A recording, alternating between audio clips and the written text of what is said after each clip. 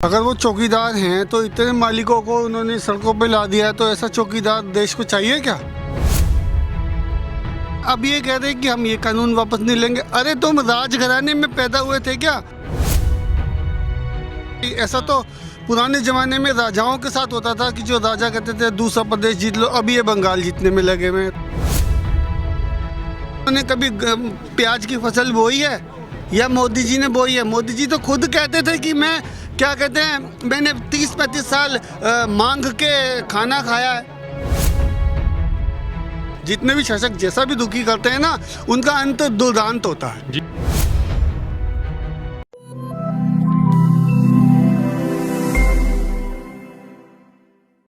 ਸਤਿ ਸ਼੍ਰੀ ਅਕਾਲ ਜੀ, ਤੁਸੀਂ ਦੇਖ ਰਹੇ ਹੋ ਆਰਐਮਬੀ ਟੈਲੀਵਿਜ਼ਨ। ਮੈਂ ਰਤਨਦੀਪ ਸਿੰਘ ਢਾਲੀਵਾਲ ਤੇ ਇੱਕ ਵਾਰ ਫਿਰ ਹਾਜ਼ਰ ਹੋਏ ਹਾਂ ਸਪੈਸ਼ਲ ਰਿਪੋਰਟ ਲੈ ਕੇ ਗਰਾਊਂਡ ਜ਼ੀਰੋ ਤੋਂ, ਗਾਜ਼ੀਪੁਰ ਬਾਰਡਰ ਤੋਂ। ਸਾਡੇ ਨਾਲ ਕੁਝ ਬਜ਼ੁਰਗ ਮੌਜੂਦ ਨੇ, ਇਹਨਾਂ ਦੇ ਨਾਲ ਗੱਲਬਾत करते हैं। सत श्री अकाल जी, स्वागत है। मैंने पहले आपसे ही पूछना है, हाँ पहले तो आप अपनी मूंछों का राज बता दीजिए। मूंछों का तो राज तो जिंदगी का ही राज है यो। ठीक है भाई, मोदी के बारे में ऐसा है जी, भाई मोदी ने जो कहा वो पूरा नहीं पाया और किसानों का बेड़ा गर्क कर दिया। दुगनी अब तो मोदी जी ने भी दाढ़ी रख ली। नहीं, वो राख ली, उसका काम है तो लोगों का चूतिया बना रहे हैं। काम है उसका, ये बोल लो उसका भेद बदलना काम है। उसका तो झूठ बोलने का और बस पब्लिक को भगाने का काम है, और इससे अलावा कोई काम नहीं है। जी जी जी। और इस आंदोलन को आप कैसे देख रहे हो, किसानी आंदोलन? किसान आंदोलन ये तो चलता ही रहेगा, इतना हमारी मांग पूरी नहीं होगी।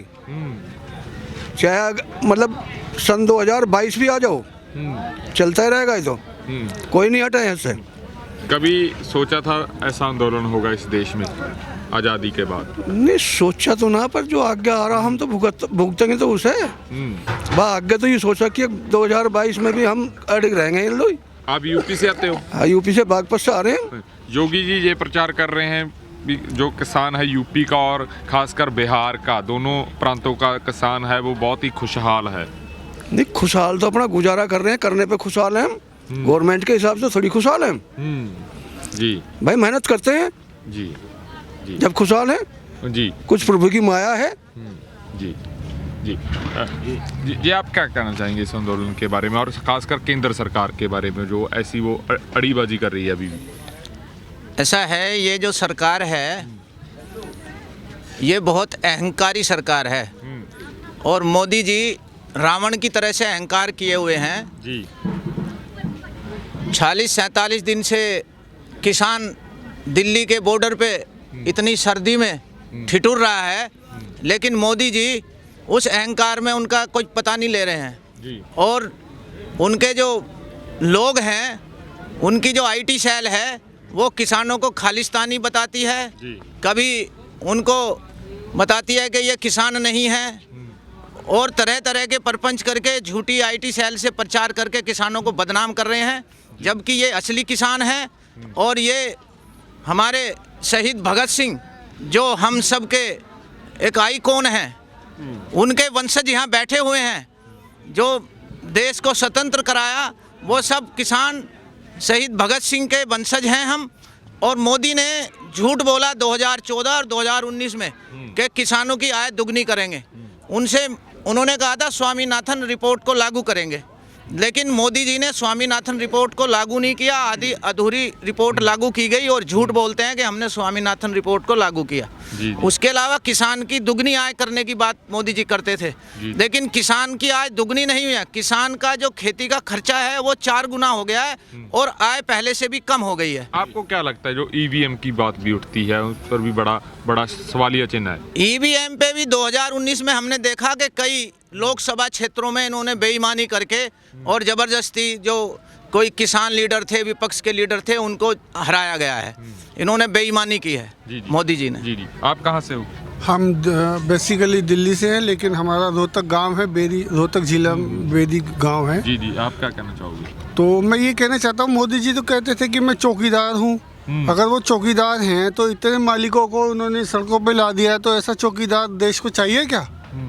तो जिस तरीके के ये कानून ये लाए हैं अपने आप से, अपने दोस्तों के फेवर में, तो ये एक उचित बात नहीं है। ये प्रजातंत्र है, राजतंत्र नहीं है कि आप किसी जब आपको राशन प्रणाली वितरित करने का अधिकार भारतीय संविधान ने दिया है, उसको आप ख़त्म करने की साजिश रच रहे हैं। एक के बाद एक आप सरकारी संस्थानों का पतन कराते जा रहे हैं। नीति आयोग आपने बना दिया, प्लानिंग कमीशन ख़त्म कर दी। ये क्या मतलब, ये तरीका क्या है? ये मतलब देश देख कैसे रहा है? और मैं समझ नहीं पा रहा हूँ, ये लोग इसका विरोध भी नहीं कर पा रहे। ऐसा तो पुराने ज़माने में राजाओं के साथ होता था कि जो राजा कहते थे दूसरा प्रदेश जीत लो, अब ये बंगाल जीतने में लगे हुए हैं। तो मतलब बात वही आ गई हेर फेर के कि इनका मिशन बंगाल चल रहा, उससे पहले मिशन बिहार चल रहा था, उससे पहले मिशन मध्य प्रदेश चल रहा था। मतलब एक प्रदेश में अगर आपको सत्ता दी है, जनता को आपको सुख देने के लिए आपको बिठाया गया है, ना कि आपके सांसद तो बिल्कुल कुछ बोलते ही नहीं है कहीं पर कभी भी। क्यों? जो बोलेंगे मोदी के खिलाफ कोई बोलेगा नहीं। तो ये एक गलत संदेश जा रहा है पूरे प्रजातंत्र में, जिसका कोई ठीक नहीं है। अब किसानों पर लगा इस तरीके का दुख दर्द करना, अब ये जितने भी फैसले लेते हैं तो पहले लेते वक्त कहते हैं कि हमने बहुत दूरदर्शिता पूर्वक के फैसले लिए, लेकिन जब ये फैसले लेते हैं इसके दुष्परिणाम सामने आते हैं तो उससे ये पल्ला झाड़ लेते हैं। कभी थाली बजाओ, कभी घंटी बजाओ, कभी मोबाइल बजाओ। मतलब ये इनके रात को बैठ कहीं पे बैठते होंगे तो इनके दिमाग में कोई एक सनक उपजती होगी कि ऐसा कर लो वैसा कर लो। नोटबंदी का क्या हुआ जी? आपको मैं विश्लेषण करके बताता हूँ। 1000 रुपये का नोट इन्होंने बंद किया तो क्या हुआ? 2000 का नोट भी तो चालू किया इन्होंने। तो वो क्या, वो काला बाजारी को वापस नहीं लाएगा? इन्होंने 2015 में कहा कि जी ब्लैक मनी आप वापस कीजिए, आपको 50% ले जाइए, आपकी वाइट हो जाएगी। इसका मतलब क्या हुआ? जिनके पास करोड़ों, सौयों करोड़, हज़ारों करोड़ ऐसे भी लोग हैं जिन पे 500 हज़ार करोड़ रुपए थे, वो गए 1000 करोड़ रुपए दिए, 500 करोड़ वाइट करा के लिया। ये रकम इन्होंने खाली GST के बाद इन्होंने प्रणाली खत्म कर दी, नोटबंदी के बाद इन्होंने ऐसे कर दिया। ये जो भी फैसले लेते हैं, अब ये कह रहे हैं कि हम ये कानून वापस नहीं लेंगे। अरे तुम राजघराने में पैदा हुए थे क्या? अगर कांग्रेस का ही हाल देख लो, कांग्रेस आज राजतंत्र के कारण किस कदर निम्न स्तर पर हो गया उसका हाल। तो ये अब राजतंत्र पर आ गए हैं। ये कहते हैं कि हम कानून वापस नहीं लेंगे। भाई क्या मैटर है कि अब कानून वापस नहीं लेंगे? आप हरियाणा, माफी चाहूंगा, आप हरियाणा से हो, मुख्यमंत्री हरियाणा में हमारा गांव है, हम दिल्ली में रहते हैं। हाँ, मुख्यमंत्री हरियाणा के बारे में आपका क्या कहना है? मैं उनके बारे में तो कोई इतना खास टिप्पणी करता नहीं हूँ, क्योंकि मैं उनके बारे में कुछ खास जानता नहीं हूँ। तो इतना ही कहना चाहूँगा कि वो भी वही बात बोलेंगे, दोहराएंगे, जो मोदी जी कहेंगे वो उसे दोहराएंगे। इसके अलावा और कोई चारा उनके पास है भी तो नहीं, क्योंकि मुख्यमंत्री उनको बनाया साम दाम दंड भेद घटा जोड़ करके। तो ये एक पूरे देश के लिए एक विपत्ति वाली स्थिति पैदा हो रही है कि ये काम नागरिक करे भी तो क्या करे। रेलवे आप बेच देते हो, चलाई आपसे कुछ जाती नहीं, उसके बाद आप ये नए नए कानून लेके आते हैं। क्या मतलब है? आप अडानी और अंबानी जैसे कंपनी वालों का एक मैसेज मैं मोदी जी को ये देना चाहता हूँ, और मोदी के मित्रों को ख़ास तौर से, असली संपत्ति वो नहीं होती है जो सोचते हैं हम इतना जोड़ लें कि हमारी 7 पुश्तें 14 पुश्तें आराम से खाएं। असली संपत्ति वो होती है जब आप किसी की सहायता करते हो और वो आपको परोपकार होता है और वो आपको दुआएं देता है, तो आपके जो औलादे भी है ना, उनको भी कभी कोई दुख नहीं होगा। मैं आपको एक उदाहरण देता हूँ। जैकी श्रॉफ का जो फिल्म अभिनेता हैं, जब वो स्टार बने तो बम्बई के एक पॉइंट से दूसरे पॉइंट तक उन्होंने हर भिखारी और हर गरीब व्यक्ति को अपना मोबाइल नंबर दे रखा था कि अगर किसी को किसी भी पैसों की समस्या हो, पैसों की, तो मैं उसकी मदद करूँगा। तो उन्होंने उस समय मदद की, और जब उनका स्टारडम ख़त्म हो गया तो उनके लड़के का स्टारडम आया ना। तो ये प्रकृति है ना, जो वो किसी को भूखा नहीं सुलाएगी। तो ये कहावत भी है कि चींटी को कण और हाथी को मन, तो दे के सुलाने वाला वो है। और जिन फसलों पर ये कंट्रोल करना चाहते हैं, मैं पूरे समाज को ये बात बता देना चाहता हूँ कि फसल जो उपजती है, किसान मेहनत करता है, लेकिन फसल उपजाने वाला प्रभु होता है, वही सूरज से के माध्यम से धूप डालता है फसलों पर, बारिश के माध्यम से उन्हें पानी देता है और उनका रखवाला प्रभु होता है। अब ये रखवाले बनने जा रहे हैं, इन्होंने 3-3, 4-4, 6-6 हज़ार स्क्वायर फीट के गोदाम तैयार करा लिए। तो ये एक गलत बात है, ये इसका दुष्परिणाम बहुत भयंकर जाएगा। अभी आप देखते हैं कि समाज में कहीं आप हाईवे पे अकेले चले जाएं जहां सुनसान रास्ता हो, आपकी लूटपाट होनी निश्चित है, आपका मोबाइल छिन जाएगा, आपकी अंगूठी छिन जाएगी। तो जब ये इस तरीके से फसलों के भी दाम, जो अनाज के भी दाम बेतहाशा हो जाएंगे, तो ये समाज किस मोड़ पे जाके ख़त्म होगा। आपके घर की बहू बेटियां भी सुरक्षित नहीं रहेंगी। तो इसके कुछ बहुत ज़्यादा गंभीर दुष्परिणाम आने वाले हैं, जो मतलब कोई सोच नहीं रहा है कि कोई एक चिंतक व्यक्ति जो चिंतन करना जानता है वही सोच सकता है कि आपके घर परिवार भी सुरक्षित रहेंगे या नहीं।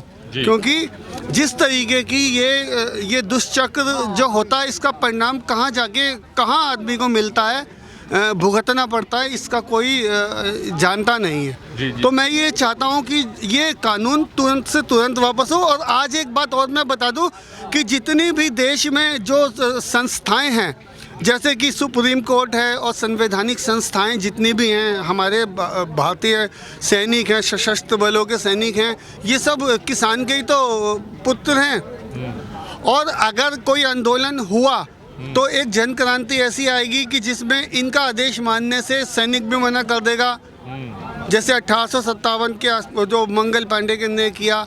तो ये एक सूचना है कि आने वाले जगह बात का एक आगाज़ है, जिसको ये देख रहे हैं। अब ये कह रहे हैं कि आतंकवादी हैं, माओवादी हैं, पता नहीं कौन कौन से खालिस्तानी हैं, मतलब एक ब्लेम गेम खेलते हैं।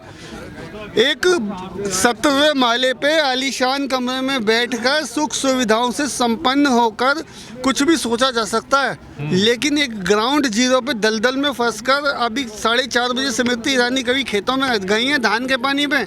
उन्होंने कभी प्याज की फसल बोई है या मोदी जी ने बोई है? मोदी जी तो खुद कहते थे कि मैंने 30-35 साल मांग के खाना खाया है। मैं तो नहीं कह रहा, वो खुद ही कहते थे। अब वो जब उन्होंने मांग के खाना खाया तो किससे मांग के खाना खाया? इंद्रदेव से मांग के खाना खाया कि विष्णु भगवान से कि गुरु नानक जी से? अरे इन किसानों के द्वारा उपजाया हुआ अन्न और इन लोगों के द्वारे जाके ही तो उन्होंने खाना खाया। आज इन्हीं को वो दुखी कर रहे हैं। तो जो ये दुखी करते हैं, जितने भी शासक हों, एक बात और भी है, जितने भी शासक जैसा भी दुखी करते हैं ना, उनका अंत दुर्दांत होता है। जी। बस सुनील शर्मा, दिल्ली से मैं इतनी ही बात कहूँगा। और एक बात और कहूँगा कि प्रभु इन्हें सद्बुद्धि दे ताकि इनकी इज्जत फजीयत होने से बच जा और देश का किसान भी सुखी हो। जी, धन्यवाद।